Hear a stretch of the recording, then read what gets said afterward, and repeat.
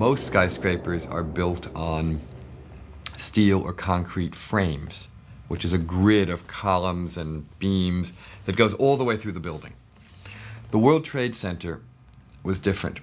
It was what engineers call a tube structure. It was a very, very strong mesh of steel that surrounded the exterior.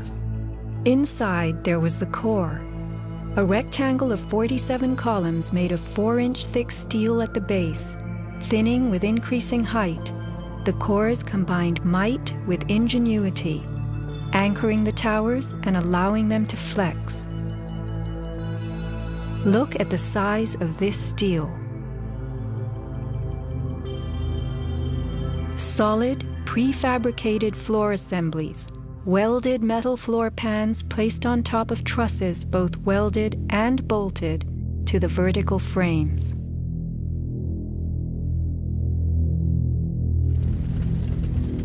The story we were told: this rock-like steel grid gave way because fire warped the trusses, causing the bolts to fail.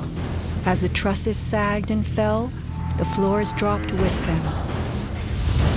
In its 2002 documentary, Why the Towers Fell, PBS creates a video model. Once the trusses fail, the floors they were holding cascade down with a force too great to be withstood. The result is what's called a progressive collapse, as each floor pancakes down onto the one below. What remains standing? The tall, indestructible core. Why does PBS fail to explain the complete disappearance of the Twin Towers' cores?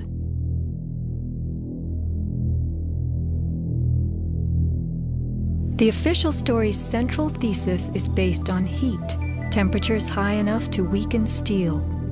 But people in the towers did not report such heat. Think about it. Neither steel, concrete, nor glass can burn. So what in those buildings could have burned to make such heat? How do these firefighters describe the collapse of the North Tower? We started running, floor by floor, it started popping out. It was if they had detonated. Yeah, as if they were planned to take down a building. Boom, boom, boom, boom, boom, boom, boom, boom. All the way down. I was watching it and running. And others give similar descriptions. At 10:30, I tried to leave the building, but as soon as I got outside, I heard a second explosion and another rumble and more smoke and more dust. And then a fire marshal came in and said we had to leave because if there was a third explosion, this building might not last. Like, it sounded like gunfire, you know, bang, bang, bang, bang, bang, and then all of a sudden, 3 big explosions. Started walking down the stairs, we made it to the 8th floor. Big explosion. Blew us back into the 8th floor. Do you know if it was an explosion or if it was a building collapse? To me, it sounded like an explosion. But it was a huge explosion. Chief Albert Turry told me that he was here after the events that took place this morning. He tried to get his men out as quickly as he could, but he said that there was another explosion which took place, and then an hour after there was another explosion in one of the towers here. So according to his theory, he thinks that there were actually devices that were planted in the building.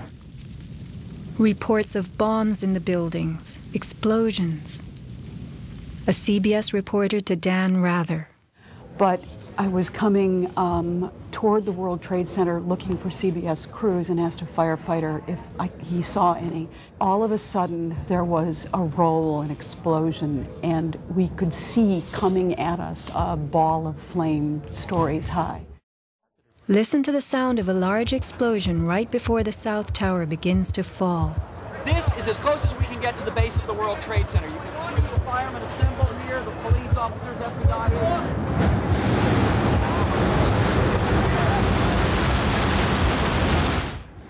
Sound reaches us after what we see.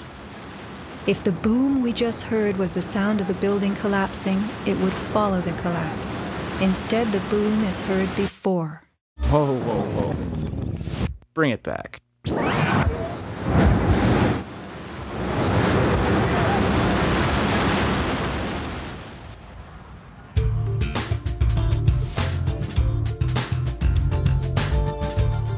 Let's consider the characteristics of steel. Steel is an alloy of iron containing added carbon for flexibility, workability, and strength. In the days of old, blacksmiths heated iron till it was red and pounded it for hours to form it. Horseshoes, knife blades, and plowshares were typical creations. Steel was introduced in the mid-1800s, and by the end of the century, with the advent of the blast furnace, found widespread commercial use. A blast furnace is known as a controlled environment. High temperatures are reached as oxygen is pumped into a closed space. How and when does steel melt? Steel melts at temperatures of 2,750 degrees Fahrenheit and above, attained only in a blast furnace or when a powerful incendiary such as thermite is used.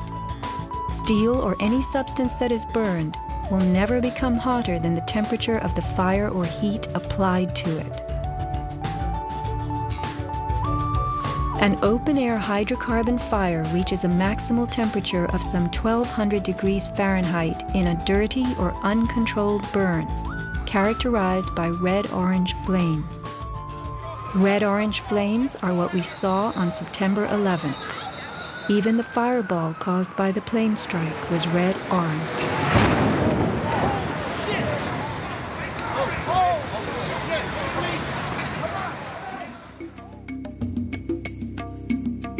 A controlled burn falls between a dirty burn like a fireplace and a controlled environment, the blast furnace. A controlled burn employs a regulated mix of air and fuel, an example being your gas stove or the engine in your car. You can fire up your gas stove all day long, making soup, roasting a duck, or simmering a stew. Made of steel, your stove will not melt, and nor will your pots and pans. This is a kerosene heater designed for use in any ordinary house. The heater runs on jet-grade kerosene contained in this tank. Made of steel, the heater can operate all night and all day.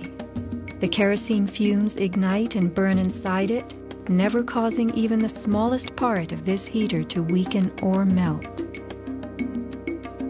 Yet we were led to believe that these tremendous buildings, framed in steel and surfaced in aluminum, totally collapsed from small scattered fires and 90 minutes of smoke. Take note of these hurtling beams, thrown laterally outward as the tower comes to earth. Would fire have the strength to eject such huge hunks of metal? MIT engineering professor Thomas Eager's 2001 paper is officially considered the academic standard for explaining the World Trade Center collapses. In it, he tells us that steel loses half its strength at 650 degrees Celsius, and that the fires that day did not get much hotter than this. He stresses, however, that the fires did not burn evenly. It was the uneven temperatures that caused the steel to deform and some of the floors to fail. These falling floors brought down the whole building. While it was impossible for the fuel-rich diffuse flame fire to burn at a temperature high enough to melt the steel, its quick ignition and intense heat caused the steel to lose at least half its strength and to deform, causing buckling or crippling. This weakening and deformation caused a few floors to fall, while the weight of the stories above them crushed the floors below, initiating a domino collapse. In plain language, straight from MIT,